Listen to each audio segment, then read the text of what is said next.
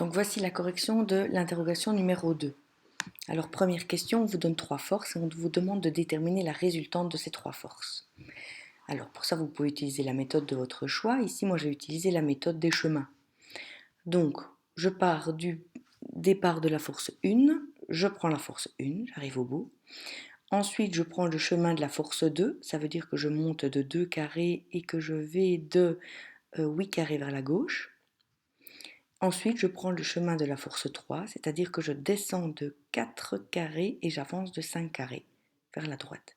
Et je me retrouve au bout de la force F3 dessinée en pointillé rouge.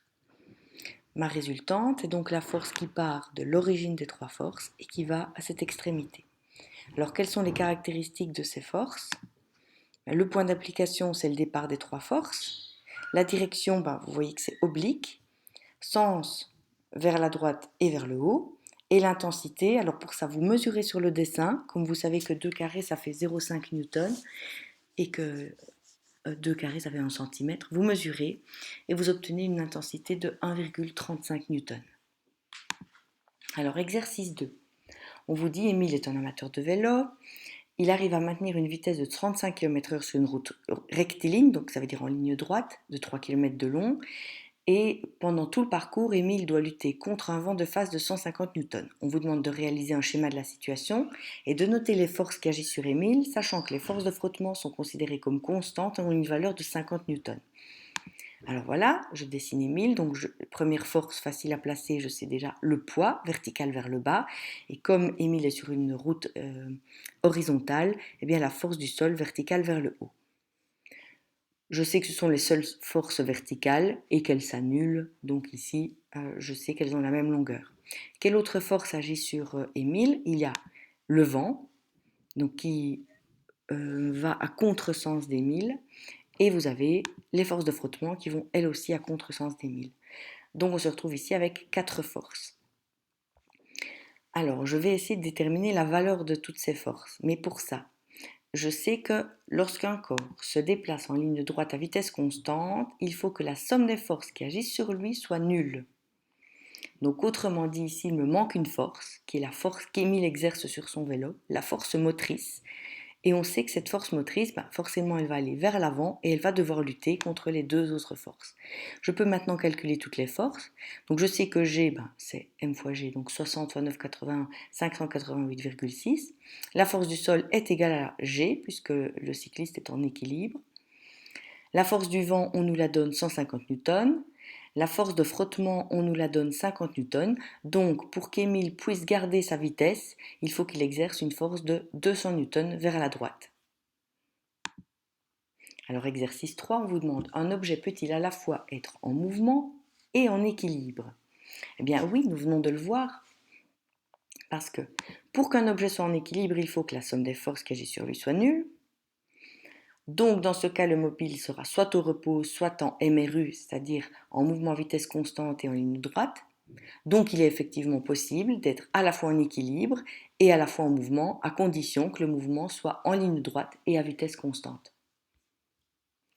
Alors, question 4. On a un chariot que j'ai représenté ici par une voiture qui est maintenu immobile sur un plan incliné grâce à un ressort fixé au sommet du plan incliné. Donc on vous dit le ressort est parallèle au plan incliné, le plan incliné forme un angle de 30 degrés par rapport à l'horizontale et on vous donne la constante de rappel du ressort, le K, qui vaut 25 newtons par mètre. Alors on vous demande de réaliser un schéma de la situation et de noter toutes les forces. Alors je note déjà les 3 forces que je connais, donc le poids du chariot, G, vertical vers le bas, la force du sol, toujours perpendiculaire au sol vers le haut, et la force du ressort qui tire le chariot vers l'arrière. Alors, une force facile à calculer, c'est le poids, G, donc 2 kg x 9,80, ça nous fait 19,62 newtons. Et maintenant, pour trouver les autres forces, il va falloir que je décompose mes forces.